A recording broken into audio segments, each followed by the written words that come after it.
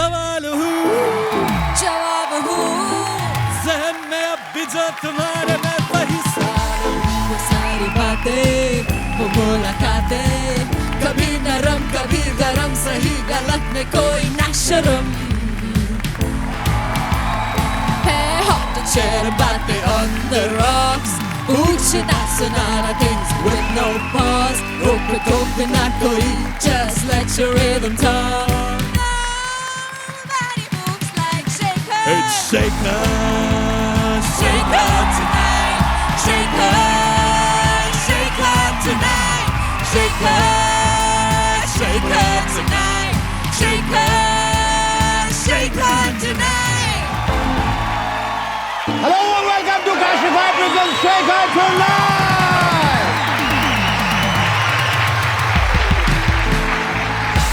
आजकल लोग काफी हेल्दी डाइट फॉलो करते हैं, keto diet, Mediterranean diet, vegan diet, low carb diet और न जाने कौन कौन सी डाइट। लेकिन एक डाइट ऐसी है जिसे अगर सही तरीके से फॉलो न किया जाए तो पूरा सिस्टम खराब हो सकता है, तहस नहस हो सकता है। हमारा नहीं, देश का। और वो है हेल्दी डेमोक्रेसी डाइट। इसे बनाना बिल्कुल आसान नहीं है, क्योंकि इसमें अगर एक ही तरह का इंग्रेडिएंट ज्यादा डाल दिया तो रेसिपी नहीं, मोनोपोली बन जाएगी। तो सबसे पहले एक सरकार लीजिए, अगर ईमानदार मिले तो बहुत अच्छी बात है, नहीं तो उसे बारीक टुकड़ों में काट लीजिए। अब थोड़ा विपक्ष लीजिए, बाहर से मजबूत दिखेगा लेकिन उसे छीलना जरूरी है, तभी पता चलेगा कि अंदर मुद्दा कितना बचा है। और ध्यान रहे, डेमोक्रेसी की रेसिपी में कोई भी सब्जी रूपी नेता बिना धोए मत डालिए। हर नेता साफ सुथरे चरित्र का होना चाहिए, इसलिए उसे अच्छे से धो लीजिए ताकि उसके सारे कीटाणु साफ हो जाए। अब जवाबदेही को थोड़ी देर पानी में भिगोकर रख दीजिए, अपने आप ऊपर आ जाएगी। अब इन सबको एक बड़े से सिस्टम रूपी बर्तन में डाल दीजिए। और हां, प्रेशर कुकर का इस्तेमाल बिल्कुल मत कीजिए, क्योंकि डेमोक्रेसी प्रेशर में नहीं, प्रेशर रिलीज करने से पकती है। अब सबसे पहले ऊपर जो एक्स्ट्रा ईगो तैरता हुआ दिखाई दे उसे छान कर निकाल दीजिए। यही सबसे ज्यादा अपच करता है, और अगर फिर भी ईगो ज्यादा पड़ जाए तो उसे इलेक्शन तक ठंडा होने दीजिए, अपने आप उतर जाए। अच्छी हेल्दी डिश वही होती है जिसमें प्रोटीन, कार्ब्स और फैट्स का सही संतुलन हो। डेमोक्रेसी भी कुछ ऐसी ही है। इसका प्रोटीन है शिक्षा, कार्ब्स है स्वास्थ्य और फैट्स है विकास। लेकिन अगर सिर्फ विकास का बटर ही खाते रहेंगे तो सिस्टम का कोलेस्ट्रॉल बढ़ जाएगा। इसीलिए संतुलन, प्रोपोर्शन बहुत जरूरी है। तब ऊपर से 2 बड़े चम्मच ट्रांसपेरेंसी डालिए, ताकि जनता को कम से कम इतना तो दिखे कि आखिर पक क्या रहा है। अब स्वादानुसार तीखे सवाल डालिए, क्योंकि डेमोक्रेसी का असली स्वाद सवालों से आता है, और जब सवालों का जवाब नहीं दिया जाता तो एसिडिटी पेट में नहीं, पूरे देश में होने लगती है। अब एक चुटकी, बस एक चुटकी क्रिटिसिज्म डालिए, और उसे तब तक भूनिए जब तक सिस्टम क्रिटिसिज्म पचाने लायक ना हो जाए, वरना डेमोक्रेसी कच्ची रह जाएगी। और हां, इसे धीमी आंच पर बिल्कुल मत पकाइए। जनता की जागरूकता की तेज आंच बनी रहनी चाहिए। बीच बीच में मीडिया से इसे चलाते रहिए, ताकि कोई मसला यानी मसाला नीचे चिपककर जल ना जाए। लेकिन ध्यान रहे, मीडिया सिर्फ चलाएं, हिलाएं नहीं। अंत में संविधान का हरा धनिया डालिए और गर्मा गर्म परोस दीजिए। Ladies and gentlemen, our guest on Shaker tonight is actor, director and stand-up comic Veer Das. But before that, please give a big round of applause to our astonishing band, the Bandstand. MP के एक school में buses की कमी के चलते एक नया नियम लागू किया गया है कि एक दिन छात्र स्कूल जाएंगे और अगले दिन छात्राएं। क्या बात है? अगर हॉस्पिटल भी इसी क्रिएटिविटी पे चलने लगे तो पता चला एक दिन मरीज हॉस्पिटल जाएंगे और एक दिन डॉक्टर्स। पानी कम हो तो एक दिन नहा लिया जाएगा, एक दिन पी लिया जाएगा। बिजली कम हो तो एक दिन पंखा चलेगा, एक दिन फ्रिज। उत्तर प्रदेश के एक स्कूल के हॉस्टल में खाने में कीड़ा मिलने पर छात्रों ने प्रदर्शन करते हुए भूख हड़ताल की और हॉस्टल में ताला लगा दिया।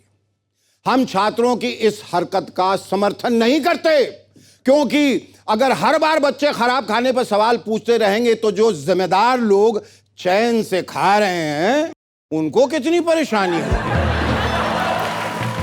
और अगर हर कंप्लेंट पर डायरेक्ट एक्शन होने लगेगा तो फिर इंक्वायरी कमिटीज क्या खाएंगे। आज खाने पे सवाल उठा रहे हो, कल को स्कूल पर उठाओगे, परसों पूरे देश के खोखलेपन पर। ये तो सरासर देश की शांति भंग करने के मंसूबे हैं। आई कंडेम इट। अगर सोशल मीडिया की जगह मेन स्ट्रीम मीडिया आप तक आ गया ना तो उन्हें तुरंत पता चल जाएगा कि आप किस आईएसआई के एजेंट हैं। और शुक्र मनाइए आपको कीड़े के साथ साथ प्रॉपर खाना भी तो मिला। क्योंकि दूसरी तरफ यूपी के सीतापुर में मिड डे मील में सब्जी के नाम पर सिर्फ पानी परोसा जा रहा है। मतलब देश में ट्रांसपेरेंसी की इतनी डिमांड थी कि इस स्कूल ने उसे लिटरली ले लिया। और यह भी हो सकता है कि बच्चों को डिहाइड्रेशन से बचाने के लिए सब्जी में पानी मिलाया गया। वही एमपी में पूड़ी के साथ बच्चों को नमक खिलाया जा रहा है। माना कि जिस देश का नमक खाओ उसका कर्ज उतारना चाहिए, लेकिन बच्चों पे ये कर्ज चढ़ाना भी अच्छी बात नहीं है। कहते हैं 1947 में इस देश ने अंग्रेजों की हुकूमत से आजादी पाली, लेकिन लगता है हमने एक नया शासक चुन लिया है, एल्गोरिथम। ये ऐसा शासक है, ना इसका कोई चेहरा है ना कोई आवाज, लेकिन करोड़ों लोगों के दिमाग पर उसी का राज। पहले राजा तय करता था कि प्रजा को क्या दिखाया जाएगा, अब एल्गोरिथम तय करता है कि क्या नहीं दिखाया जाएगा। हमें लगता है कि हम ऐप खोल रहे हैं, जबकि ऐप हमें खोल कर रख देगा। हमारी पसंद हमारी है, ये हमारी गलत फहमी है। जिसे आपने 3 सेकंड ज्यादा देख लिया, एल्गोरिथम ने मान लिया कि यही आपकी पूरी पर्सनालिटी है। पहले वोट 5 साल में एक बार दिए जाते थे, अब हर रोज लाइक शेयर सब्सक्राइब के रूप में वोट पड़ रहे हैं। जिसे जितने ज्यादा लाइक्स वही सरकार हमारे दिमाग में बस जाती है। हम पूरी तरह से कैद हो चुके हैं। पहले घर खरीदते समय लोग पूछते थे, भाई साहब धूप आती है, हवा आती है? अब पूछते हैं इधर वाईफाई आता है? पहले जिंदगी विश्वास पर चलती थी, लेकिन अब ओटीपी पे चलती है। अगर वो सही ना हो तो जोमेटो वाला भी आपका ही ऑर्डर आपको देने से मना कर देगा। हम एआई पर इतने डिपेंडेंट हो गए हैं कि अपनी राय बनाने के लिए भी एआई की राय चाहिए होती है। वैसे अंग्रेजी में राय की स्पेलिंग होती है RAI। पहले इंसान का मूड मौसम देखकर बदलता था, अब वाईफाई देखकर बदलता है। नेटवर्क जाते ही हम ऐसे हो जाते हैं मानो आजादी से पहले ही हमें गांधी जी छोड़कर चले गए हों और देश फिर से अंग्रेजों का गुलाम हो गया। पहले घर में सबसे ज्यादा बड़े बुजुर्गों की बात को फॉलो किया जाता था, अब उसकी बात को फॉलो किया जाता है जिसके फॉलोअर्स ज्यादा। पहले लोग मंदिर जाके शांति ढूंढते थे, अब सेटिंग्स में एयरप्लेन मोड ढूंढते। इसलिए आजादी का असली सवाल यह नहीं है कि देश आजाद है या नहीं, सवाल यह है कि आखिरी बार आपने अपनी मर्जी से कुछ किया था या नहीं, या वो भी आपको रेकमेंडेड फॉर यू में मिला। खैर कोई और ऐप रेकमेंड हो ना हो, एक ऐप हम आपको जरूर रेकमेंड करते हैं, द कैशिफाई ऐप। कैशिफाई आपके पुराने फोन को खरीद के आपको उसकी अच्छी कीमत देता है, साथ ही आपके पुराने फोन के डेटा को डिलीट करके फैक्ट्री रीसेट पे करता है ताकि आपकी प्राइवेसी बनी रहे। इसलिए तुरंत कैशिफाई ऐप डाउनलोड कीजिए और घर बैठे अपने पुराने फोन को बाय बाय कीजिए। विदिशा में बच्चे जान जोखिम में डालकर डैम पार करते हुए स्कूल पहुंच रहे हैं क्योंकि सड़क मार्ग से स्कूल करीब 12 किलोमीटर दूर है। हमारी सरकार दूरदर्शी है, इसलिए स्कूल भी दूर बनवाया ताकि बच्चा जब तक स्कूल पहुंचे उसे समझ में आ जाए कि शिक्षा तक पहुंचने का रास्ता कठिन होता है और इतनी मेहनत के बाद कोई बंक भी नहीं करेगा। इस रास्ते को बदलना भी नहीं चाहिए क्योंकि इसी बहाने बच्चों की फिजिकल ट्रेनिंग भी हो जाती है। कदम सही पड़े तो हाई जंप, वरना स्विमिंग की प्रैक्टिस तो हो ही जाएगी। और कल को यही बच्चे ओलंपिक में गोल्ड ला सकते हैं और फिर उसी गोल्ड से स्कूल आने जाने के लिए साइकिल भी खरीद सकते हैं। सरकार इन बच्चों को स्वावलंबी बनाने का प्रयास ही तो कर रही है, समझा कीजिए। हाँ, गोल्ड से याद आया, हाल ही में कॉमनवेल्थ यूथ गेम्स में भारत की बेटियों ने 8 गोल्ड मेडल जीते। तालियां। अब समझ में आया हमारे खिलाड़ी मैदान में कम व्यवस्थाओं से लड़ते लड़ते ज्यादा तैयार होते हैं। कोच बाद में मिलता है, ऑब्स्टिकल्स पहले मिलते हैं। हाल ही में अटल जी की मूर्ति के साथ भ्रष्टाचार का एक मामला सामने आया है। जिस 14 लाख की मूर्ति को तांबे का बताया गया था, पहली बारिश में ही उसका रंग उतर गया और वो सीमेंट की निकली। ये अच्छी बात नहीं है। हमारे देश में विकास की अगर सबसे बड़ी दुश्मन कोई है तो वो बारिश है। ये कमबख्त बारिश एकदम विपक्ष की तरह है। सरकार कुछ भी बनाए, ये तुरंत विद एविडेंस कभी निकालने पहुंच जाती है। ये देखो, ये देखो, ये देखो। हमारे बेचारे कॉन्ट्रैक्टर्स लाखों करोड़ों लेके सड़क बनाते हैं तो उनमें गड्ढे कर देती है, पुल बनाते हैं तो उन्हें ढहा देती है, और तो और अब मूर्ति बनाई तो उसे अंदर से सीमेंट का निकलवा दिया।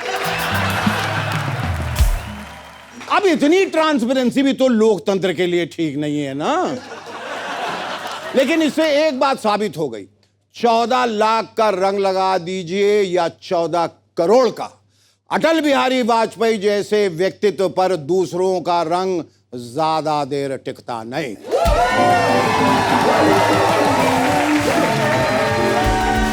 खबर है कि जल्द ही पटना में प्रधानमंत्री श्री नरेंद्र मोदी जी का मंदिर बनने जा रहा है। तालियां। अच्छी बात है। वैसे भी आजकल मंदिर चढ़ावा चोरी की खबरें बहुत आती रहती हैं और इस मंदिर से चढ़ावा चोरी हो भी गया तो कम से कम घर की बात घर में ही रह जाएगी। बिहार में कॉकरोच कैफे शुरू हुआ। कॉकरोच कैफे, अगर ये कैफे भी आंदोलन से प्रेरित होकर बना है तो फिर आपको अपना ऑर्डर मिलने में 36 दिन भी लग जाए तो हैरान मत हो, क्योंकि इस कैफे में सबसे महंगी डिश अकाउंटेबिलिटी थाली होगी, क्योंकि उसे बनने में सबसे ज्यादा वक्त लगता है। आपको जस्टिस दम बिरयानी भी मिलेगी, जिसके लिए आपको इतना दम लगाना पड़ेगा कि हो सकता है आपका पेशेंस पहले पक जाए। यहां आपको लाठी लाटे भी मिलेंगे।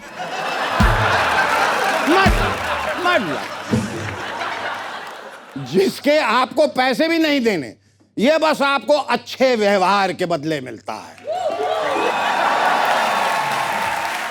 टियर गैस सूप ये इतना अच्छा होगा कि पीते पीते आपकी आंखों में आंसू आ जाएंगे। डेमोक्रेसी पिज्जा भी मेन्यू में दिखेगा, लेकिन जब ऑर्डर करने जाएंगे तो कब आउट ऑफ स्टॉक हो जाएगा उसकी कोई गारंटी नहीं। बीएमसी के अधिकारियों ने कहा कि स्कॉर्पियो एन में सफर करने से उनकी पीठ में दर्द होता है, इसीलिए उन्हें टोयोटा गाड़ी दी जाए। और मुझे लगता है उनकी मांग बिल्कुल जायज है। आखिर आदमी सड़कें क्यों ठीक करे जब गाड़ी बदली जा सकती है। इसी बीच राज ठाकरे जी ने उन्हें खिलौने वाली टोयोटा गाड़ी भेज दी, लेकिन मुझे लगता है उन्हें खिलौने वाली सड़क भेजनी चाहिए थी, क्योंकि वो भी खिलौने की तरह जल्द ही टूट जाती है। बीएमसी के अधिकारियों की तकलीफ मैं समझ सकता हूं। रोज उन्हीं सड़कों पे चलना आसान नहीं है जिन्हें आपने खुद बनाया हो। और आम आदमी तो बेचारा नई गाड़ी खरीद नहीं सकता, इसलिए बेचारा पीठ दर्द के लिए पेन किलर ही खरीदता है। हाल ही में भोपाल के सरकारी प्रेस से एक बड़ा रद्दी घोटाले का मामला सामने आया है, जिसमें सरकार को करीब 1.5 करोड़ का चूना लगा है। इससे एक बात साबित हो गई कि हम भारतीय बेस्ट आउट ऑफ वेस्ट बनाने में माहिर हैं। बचपन में हम बॉटल से फ्लावर पॉट बनाते थे, अखबार से टोकरी बनाते थे, और अब बड़े होके रद्दी से 1.5 करोड़ बनाते हैं। और जिस देश में रद्दी भी ईमानदारी से नहीं बिक पा रही है, उस देश में बेकार सिर्फ एक चीज है, ईमानदारी।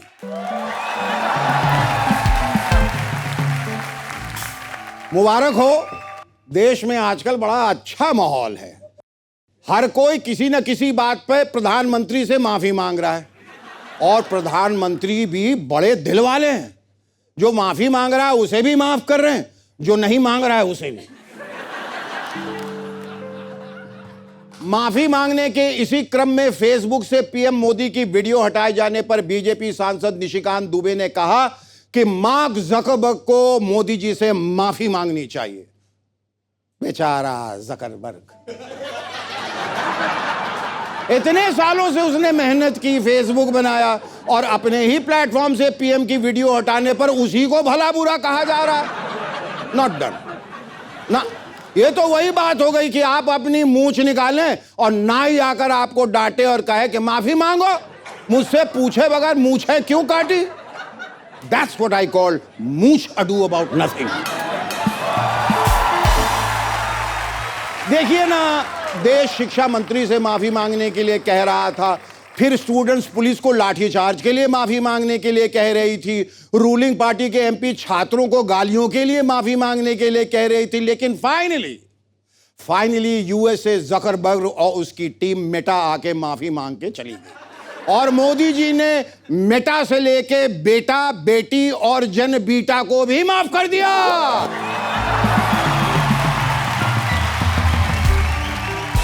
He's an actor, comedian, writer, musician, and one of India's most recognizable voices on the global comedy stage. From Hindi films to sold-out stand-up shows around the world, he has never shied away from saying what he thinks with humor, wit, and a whole lot of honesty. An Emmy-winning comedian who has truly taken Indian comedy to the world. Ladies and gentlemen, please welcome Veer Das!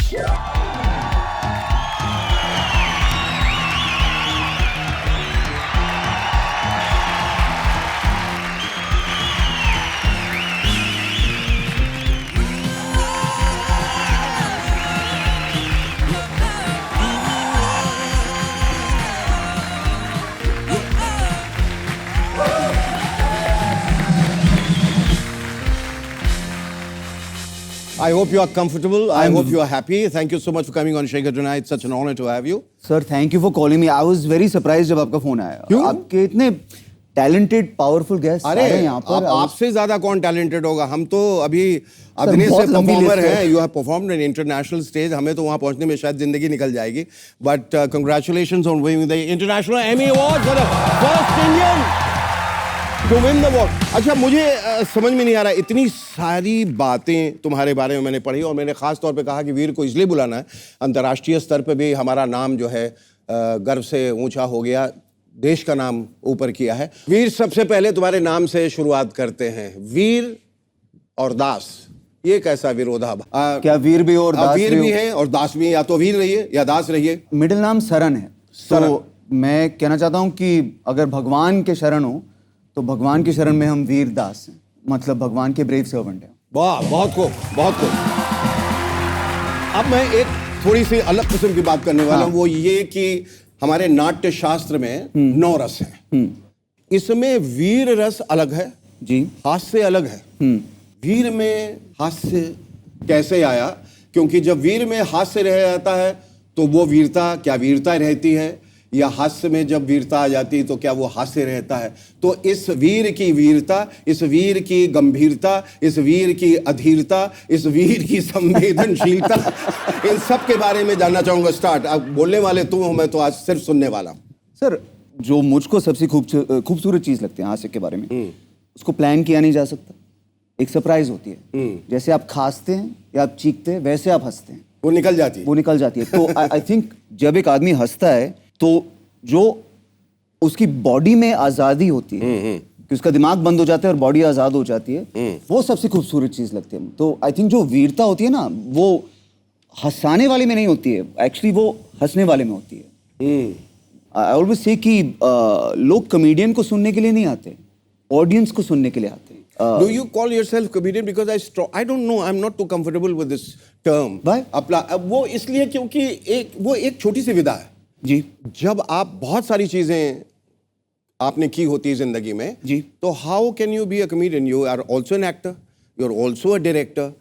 If you are an actor तो हास्य तो उसका एक अंग है। जी बिल्कुल।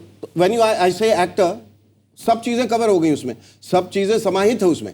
अलग से सब चीज बोलने की क्या जरूरत है कि मैं इंजेक्शन भी लगाता हूं, मैं ऑपरेशन भी करता हूं, मैं सिलता भी हूं। एक्टिंग एट सम लेवल झूठ है और कॉमेडी, स्टैंड अप कॉमेडी सिर्फ सच्चाई है। मेरा जो मानना है कि मैं कॉमेडियन हूँ।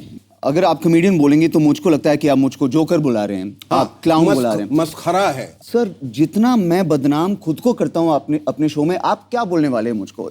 मेरा जॉब जो है, आप आए, आप बैठे और मैं अपने बारे में इतना मजाक उड़ाऊं कि you feel better about your life. बहुत पुराना ट्रेडिशन है इंडिया में बहरूपियास का।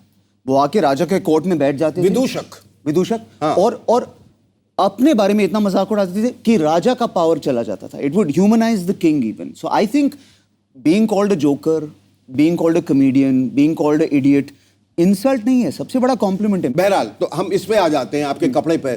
मुझे ऐसा बताया गया है कि यू हैव दिस क्वर्क, अ कोकिनेस, कि आप देश विदेश में कहीं भी किसी भी डिजाइनर जिनका कपड़ा पसंद आता है उनको फ़ोन करते हैं, फिर आपके पास कोई कपड़ा आता है जो आप पसंद करते हैं, उसे पहनते हैं। इसमें सच्चाई है? बिल्कुल। जब पहली बार एमी अवार्ड्स में गया, मैंने एक NIFT कांगड़ा में एक लड़का था, अच्छा, 20 साल का, उसको मौका दिया and he design my Emmy award. और अब वो फुल फ्लेजेड फैशन डिजाइनर है, उसका लेबल है। लेकिन आई बिलीव कि कॉमेडियन और ऑडियंस के बीच में कोई मिडिल मैन नहीं है, आप पहुंचते हैं उनकी वजह से। So it's important to take people with you and I like taking designers with me. There are enough Bollywood celebrities to wear fancy clothes. I think there are very few underdogs to wear underdog clothes. Underdog, dogs remind me that वो आप इंसानों से ज्यादा जो है वो dog से प्यार करते हैं, ये सही है? A fair portion of my income goes to dog. अगर आप एक दूसरे को ऐसे देख पाए जैसे आपका डॉग आपको देखता है, we would be in a better world. मैं ये मानता हूँ, for sure. वो आपकी भाषा बेहतर समझते हैं? मेरी ऑडियंस प्राइमरली डॉग्स है सर। मेरी ऑडियंस को कुत्ते तो काफी लोग बुला चुके हैं। इसीलिए मैंने शुरू में कहा वीरता की संवेदनशीलता। वो संवेदनशीलता जो है, दैट इमोशनैलिटी, वो है, वो कहाँ से आती है और क्यों आती है? इसके पीछे कोई कहानी है? आई थिंक बोर्डिंग स्कूल में काफी बुली हुआ मैं। अच्छा। काफी पिटाई हुई। क्यों? मुंह बंद नहीं रखा जाता था तो पिटाई होती थी प्रीफेक्ट से या हाउस मास्टर से। And at some point I figured out कि अगर पिटाई हो रही है और तुम हंसते रहो, वो मारते जाएगा लेकिन वो कभी जीतेगा नहीं। मार खाते जाओ, हंसते जाओ। ये बताइए कि स्टानिस्लवास्की वगैरह, ये हार्वर्ड जाके, ये सब मॉस्को आर्ट थिएटर में, ये सब करने के बाद why didn't you become a full fledged actor? Sir, मतलब 5'7" फ्रॉम नोएडा। थोड़ी अल मुश्किल। Pacino, Robert De Niro, I know. Dustin Hoffman. I mean- ताली बजाइए इनके लिए।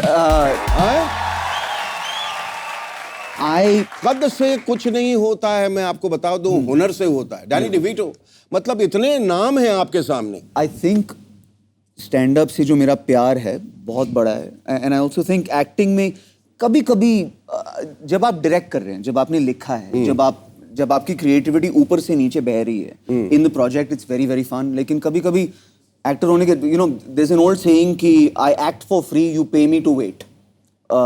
Actually acting in films is, आप 9 घंटे के लिए बैठे रहते हो, प्रोटीन शेक के बारे में बात करते हो, कीटो के बारे में बात करते हो, फिर 15 मिनट एक्टिंग होती है। स्टैंड अप का जो 100% क्रिएटिविटी है, 100% कंट्रोल है, 100% फ्लो है, वो एक्टिंग में मिलता नहीं है। और स्टैंड अप में परफॉर्मेंस होता है, एक्टिंग होती है। बिल्कुल होती है। आप खुद स्टेज के आर्टिस्ट हैं, तो बिल्कुल आप बिल्कुल समझते बिल्कुल। हैं। नहीं मैं मानता हूँ। ये तुमने फिल्म की बदमाश कंपनी वगैरह वगैरह, जी, जी। कमिंग डाउन टू शादी के साइड इफेक्ट्स, Yes. कॉमेडी के साइड इफेक्ट्स क्या है? तो साइड इफेक्ट्स है lawyers, FIRs, legal fees. I keep saying मेरे पास रिंकल्स है, मेरे लॉयर ने बोटॉक्स 3 बार करवाया है। I'm sure. But I think किसी ने मेरे को अच्छी तरह समझाया था कि your content can become controversial, but controversy should not become your content. True, पर ऐसा होता है। लेकिन आप कभी प्रिडिक्ट नहीं कर पाओगे कि Right. किस पे भड़क जाएंगे लोग। हाँ. अगर आप सोचने लग जाएंगे पहले, तो आप पागल हो जाएंगे। जो चीज आपने कभी सोची नहीं थी, that will become the problem. और जो लाइन आप लिख रहे हो सोचेंगे ये तो प्रॉब्लम होगी ही होगी, वो कभी प्रॉब्लम नहीं होने वाली। मसलन जैसे कभी ऐसा हुआ जब आपने सोचा कि ये लाइन जो है वो बहुत दिक्कत देने वाली है, और उस पे मतलब people laughed, clapped and I mean मैंने कैनेडी सेंटर पे पीस किया था 2 इंडियाज का। मैंने सोचा हाँ ऐसे 10 स्पीच कर चुका हूँ मैं अपने यूट्यूब चैनल पे, इस वाले में क्या हो जाएगा।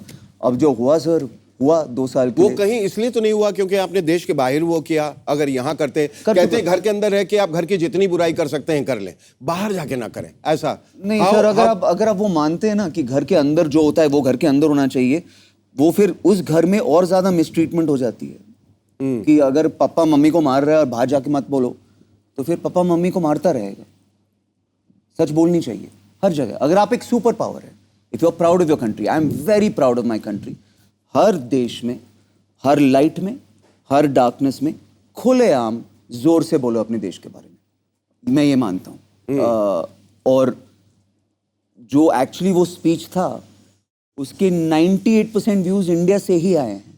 कोई बाहर देखा नहीं उसको। इक्वल बैलेंस में मैंने देश की अच्छाइयाँ के बारे में बोली और बुराइयाँ। लोग अच्छाइयाँ नहीं देखते हैं, तो लोग सिर्फ बुराइयां देखते हैं और बुराइयों के ऊपर बुराई करते हैं। वो आज़ादी है हमारे देश में। जैसे इंग्लैंड में जगह हाइड पार्क में खड़े होकर लोग रानी राजा सबको मोनार्की को गाली दे रहे हैं। अमेरिका में लेट नाइट शोज में प्रेसिडेंट आते हैं, उनके सामने उनका मजाक उड़ाया जाता है। मजाक किया जाता है, उड़ाया नहीं, किया जाता है, क्योंकि वो उनकी तहजीब है। जी। आपको लगता है हिंदुस्तान में वो तहजीब नहीं है अभी? नहीं है बिल्कुल है। लिविंग रूम्स में होता है, कैफेज में होता है, डिनर पे होता है। नहीं, पब्लिक डोमेन में कह रहा हूं। पब्लिक डोमेन में बिल्कुल है। और सर तो फिर इतने FIRs क्यों हो रहे हैं? सर मेरा मानना ये है कि पीपल विद पावर कोई प्रॉब्लम नहीं, पीपल विद नो पावर कोई प्रॉब्लम नहीं है। People with no power who know power, बहुत बड़ी प्रॉब्लम। मुझे लगता है ये बीच वाले लोग, देखिए सर देखिए वो क्या कह रहे हैं आपके बारे में। सर ये सर ये कहा आप, इसने आपके बारे में वो कहा। सर आपने समझा कि नहीं? मैंने सोचा एक्चुअली कोई आ गया बीच का लोग।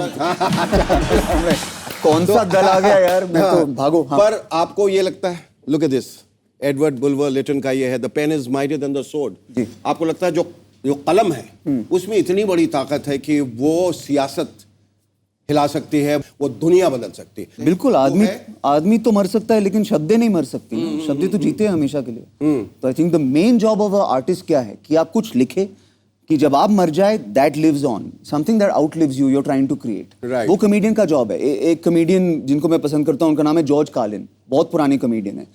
उनको हो गए 40 साल मरे हुए, लेकिन आज भी लोग उनके शब्दों के बारे में बात करते हैं। On the left, on the right, आप जिसको भी वोट दे, they are using his quotes. ये मुद्दा तो चलता रहेगा। ये let's talk about your film. अच्छा सर, आपको एक कहानी सुना सकता हूं? प्लीज। 2006 मैं मुंबई आया हूँ जी, और एक शो आप करते थे, the great Indian comedy show जी। और मुझको एक मौका मिला, नया कमेडियन था, तो मुझको 3-4 साल हो चुके हैं। और थोड़ा सा नाम बन रहा है, लोग जानने लगे कि ये कॉमेडी करता है।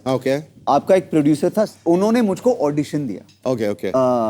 और आपके स्टूडियो के बाहर 3 दिन धूप में एक कुर्सी पे बिठाया। अरे वाह। 5 मिनट के ऑडिशन के लिए, ठीक है। ऑडिशन मिला और मैंने कहा चलो एक ना एक दिन मैं ग्रेट इंडियन कॉमेडी शो पे आके ही रहूंगा। बहुत बड़ा मकसद था। 6 महीने के बाद चैनल बंद हो गया और शो भी बंद हो गया। तो thanks to that one man, उसकी तरफ से मैं आपसे माफी मांगता हूँ कि आपको 3 दिन तक बिठाया धूप में। इतने प्रतिभाशाली हुनर को बाहर धूप में बिठाना, ये कितनी बहुत सालों के बाद, गुस्ताखी है। लेकिन सपना तो पूरा हुआ है ना, आपके शो पे आया हूँ मैं, बहुत साल लगे लेकिन सपना पूरा हुआ है, तो थैंक यू। नहीं ये होना ही है, वो जो सोना है वो तप के कुंदन बनता है, और तपने के लिए धूप चाहिए, वो गर्मी चाहिए, बिल्कुल। वो गर्माहट आप में है। वो फिल्म आपने बनाई हैप्पी पटेल। हैप्पी पटेल बहुत ही सीरियस ड्रामेटिक क्रिटिकली सीरियस था पर नाम था happy Patel. Happy Patel. How happy were the Patels with it? Sir अगर एक हैप्पी आदमी है इंडिया में तो वो गुजराती आदमी है, let's be honest। तो ये जब अवार्ड मिला तुम्हें एमी, और फिर तुम्हें बुलाया गया 2 साल होस्ट करने के लिए, did that feel like acceptance और like the world finally getting the joke? Sir उसका सबसे अच्छा मोमेंट ये था कि अवार्ड लेके वापस आए, तो एक तो अवार्ड बड़ी शार्प चीज है, एमी अवार्ड 2 स्पाइक होते हैं, तो उसमें JFK में जाना, you know brown man beard, एक सफेद सिक्योरिटी गार्ड आपको देख रहा है कि काम घुसाने वाले, घर पहुंचा, अवार्ड था, कुछ ऐसे हेडलाइंस थे वगैरह। क्या हेडलाइंस थे? The misfit became the master of ceremonies, come back वगैरह वगैरह। 3 दिन के बाद एक अमूल का एड आया। अच्छा। एक अमूल के होर्डिंग पे मैंने वाह, अपने वाह। आप को देखा, और उसने कहा आवर एमिनेंट कॉमेडियन। वो as a 90s kid, I know वो मेरे लिए एमी अवार्ड से बड़ा है सर। वो वाह, एक वाह। अमूल होर्डिंग पे आना बहुत बड़ी चीज है। एमी जो है अभी अलमारी में थर्मल अंडरवेयर में रैप्ड है, उसका कुछ नहीं है, लेकिन वो अमूल अवार्ड एक फ्रेम पे मेरे ऑफिस में है। वो एक फक्र वाली फीलिंग हुई थी वो जब वहां खड़े हुए एज द MC, जी। और जब आपने literally you looking down at the Yeah. गोराज, there was a sense of pride I was कि अफ्रेड देखो सालों से मैंने मेहनत की है, सर। देखो सालों से मैंने मेहनत की, अब देखो मैं यहाँ तक पहुँच गया हूँ, क्या कहना है तुम्हें? मैं बहुत रोका तुमने मुझे, बहुत टोका तुमने मुझे, फिर भी मुझे कोई रोक नहीं पाया, और अब मैं यहाँ। Did that feeling cross your mind? I knew कि ये जो पहला जोक मैं बोलने वाला हूँ, अगर ये अच्छा गया तो पूरा अच्छा जाएगा, नहीं। और अगर बुरा गया हाँ। तो लगने वाले हैं इसमें। क्योंकि पहला जोक था I have an Indian accent, if you don't understand what I am saying please go and ask your boss.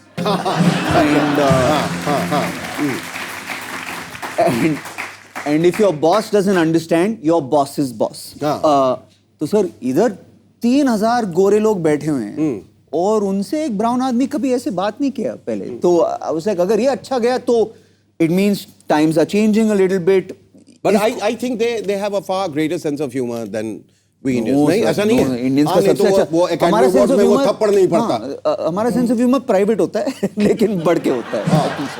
आज की दुनिया में इतना कुछ नेगेटिव है, इतनी टॉक्सिसिटी है हमारे इर्द गिर्द, मतलब कुछ बचा ही नहीं, हो फिर भी हम जिंदा हैं, सुबह उठते हैं, काम पे आते हैं, हमें ये मौका मिलता है कि हम वीर से बात कर सक रहे हैं, वीर से दुनिया मिल रही है, हम सबको फिर दुनिया सुनेंगे। इससे बड़ी बात और क्या हो सकती है कि हम जिंदा हैं, और ये एक बहुत बड़ा मजाक है, पर अच्छा मजाक है। मजाक से हॉरर पे तुम आ गए जी। ये 12 नंबर, ये जो फिल्म सिटी में जहां हम सब लोग शूट कर चुके हैं, और एक खौफनाक ये अफवाह है कि 12 नंबर हॉन्टेड है जी, वहां भूत प्रेत चुड़ैल डायन जो भी है उनका आवाज है। असिस्टेंट डायरेक्टर ये सब है। वहां 16 लोग एक कमरे के अंदर बंद, last time it was the 12 angry man जो एक कमरे में बंद थे, और ये फिल्म उनके साथ क्या हो रहा है? एक अपने आप को बचाने की कोशिश कर रहे हैं, द रूम इज लॉक्ड, एक लोकेशन है, 16 एक्टर्स, 80% इन डार्कनेस, एक कैमरा जो पूरा हैंड हेल्ड है। तो काफी मुश्किल फिल्में शूट करना, लेकिन कॉमेडी और हॉरर दोनों का टाइमिंग एक ही होता है, एक जोक और एक स्केयर का टाइमिंग, स्पेशली इंडिया में FIR आ गया। Comedy going wrong is the biggest horror. Sir मैं आपको बताऊं? सर आप बताओ फिर मैं बताता हूँ। सबसे बुरा शो, एक जर्नलिस्ट थी, और जब मैं शुरू में वो हर शो में फ्रंट रो सीट में बैठ जाती थी, टिकट खरीदती थी, और पूरे शो में ऐसे बैठ ना फेशियल एक्सप्रेशन ना हंसी ना। लोगों को समझ नहीं आता कि अगर एक आदमी नहीं हंस रहा है और 5000 लोग हंस रहे हैं, आपका शो सिर्फ उस एक आदमी के लिए हो जाता है, आपकी अटेंशन सिर्फ उस पर रहती है। बिल्कुल सही। या कोई बैठ के कमबख्त वहां जमा ही ले रहा है, कान पकड़ इसको बाहर कर दूं, तुम क्यों बैठे हो यहाँ? सर वो 10 शोज के लिए आई, हर शो में ऐसे बैठी, and it's a very famous journalist, and then उसके बाद मैं मिला उनसे, and I am like ma'am आप आती क्यों? वही हंसती नहीं है वो, ठीक है वो आपका हक है, लेकिन आप आती क्यों? शी इज लाइक नहीं, मेरे को बहुत मजा आता है, लेकिन मैं मुस्कुराती नहीं हूँ लाइफ में, मैं हंसती नहीं हूँ लाइफ में, लेकिन आई अप्रिशिएट योर आर्ट। फिर 2 साल बाद उनका डिवोर्स हो गया, लेकिन आई अंडरस्टूड कि कुछ लोग ऐसे भी होते हैं जिनको मजा आ रहा होता है, लेकिन उनका चेहरा बस ये होता है। Somebody has been offended badly, who has walked up to you and said कि भाई वीर, you think it's funny, for me it isn't funny, it ain't funny man. I think एक बार show was not going well, corporate show था, एक lady ने चिल्लाया, why are you doing this? अरे तेरी के। एंड आई वाज लाइक, मतलब मेरे को पैसे मिले हैं, this is a show for this car dealership. She is like, no, comedy in general. तो ये भी लाइफ होती है। अब क्या वीरदास की जिंदगी में, अब क्या? सर मैं एक अच्छा डायरेक्टर बनना चाहूँगा, टाइम लगेगा, एक फिल्म बनाई है, एक और बनाने का मौका मिला है मुझको, टाइम ये लगेगा। प्रोड्यूसर तुम खुद ही थे या किसी को बर्बाद किया? पहले फिल्म के प्रोड्यूसर आमिर खान थे, and he is far from बर्बाद। मतलब उनका अमीर उतना जल्दी उनका गरीब नहीं दंगल हुआ। अभी तक चाइना में चल रहा है, ही इज ऑलराइट। वीर एक दरखास्त है, वो ये कि आपको जैसे मालूम है कि गाड़ी जो है ईंधन से चलती है, पेट्रोल डालेंगे तो गाड़ी आगे बढ़ेगी, वो शो स्पॉन्सर से चलता है। हमारे एक बहुत ही खूबसूरत और अच्छे दिल के स्पॉन्सर्स हैं कैशिफाई। आपने सुना होगा उनके बारे में। It's an app that you can download अपने फोन को, रिफर्बिश ओल्ड फोन्स। तो आपके पास अगर कोई फोन है या बहुत सारे फोन्स हैं, आपकी तो कितनी गर्लफ्रेंड्स भी रह चुकी हैं पहले, तो फोन्स भी बहुत सारे होंगे जिनको आप अब कहीं देना चाहते हो। एक नोकिया वाली गर्लफ्रेंड थी, एक ब्लैकबेरी वाली गर्लफ्रेंड थी, फिर एक आईफोन 7। वो सारे फोन जो हैं, आप वहां जाएं। इनका एक टैगलाइन है, ओल्ड इज गोल्ड। पुरानी चीजों को नया करता है। ऐसी पुरानी चीज, पुरानी याद आपकी जिंदगी में है जो आप रीविजिट करना चाहेंगे, including all the x girlfriends? Not even one ex girlfriend. मेरा एक रेलवे थाली है सर। मेरी family, my mother side of the family Patna से है। एंड क्या बात, पहले काहे नहीं बताया? हम भी तो पटना। ओहो, 2 पटना के लोग यहाँ बैठे हैं, पटना कलेक्शन है, और ये आप हमको शो के आखिर में बता रहे हैं। तो हम पटनिया जो लोग हैं, हम लोग कुछ बिहारी बातें करते हैं। राजेंद्र प्रसाद रोड पे हमारा घर है। फिर से हाथ मिलाई, वहीं तो हम भी रहते हैं। अरे क्या बात है। और क्या? तो नाना जी रेलवेज में थे। अच्छा। एंड दानापुर में थे, पटना में थे? पटना में थे। एंड रेलवे की जो थाली होती है कंपार्टमेंट वाली, हाँ, आज भी उसी में खाता हूँ। बहुत खूब। फिर उससे खूबसूरत याद हो नहीं सकती है। इससे पहले कि मैं शुक्रिया अदा करूं दिल से, एक तो ये कि आपको मैं एक मौका दे रहा हूं, and this is, I think you are the perfect candidate for that. अरे बाप रे। You will be given a dais here, you will be the prime minister of India. तो सबसे पहले तो शुक्रिया Veer, it was such a huge applause for Veer. It was such a pleasure talking to you. बहुत मजा आया।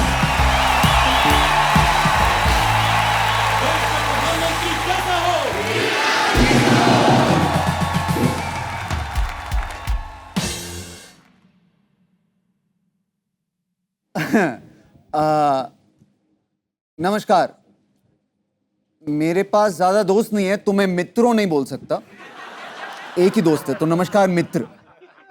उसका नाम साहिल है। मैं हूं वीरदास, आपका प्रधानमंत्री। और अगर मैं आपका प्रधानमंत्री हूं तो मतलब अजम्पशन है कि हमारे लग चुके हैं कैमरा। लेकिन आप डरिएगा मत, क्योंकि प्रॉबेबली हमारी गलती नहीं है। डोलांड है, पुतिन है। प्रधानमंत्री होने के नाते अगर मैं एक चीज आपको बोल सकता हूं कि डर और प्यार सेम चीज नहीं होती है, तो प्यार कीजिए प्लीज। एक दूसरे से प्यार कीजिए, एक दूसरे के भगवान से प्यार कीजिए, अपने देश से प्यार कीजिए। मुझसे प्यार मत कीजिए, मैं सिर्फ एक सेवक हूं।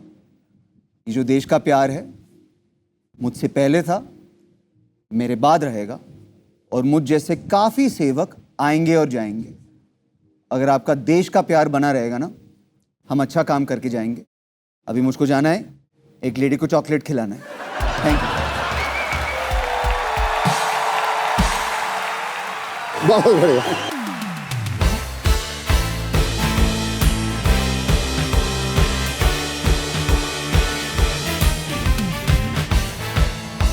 Well, ladies and gentlemen, it's time to hawk off your old phone, get a suitable price for it, and don't forget to download the Cashify app. Do it right now. Cheers.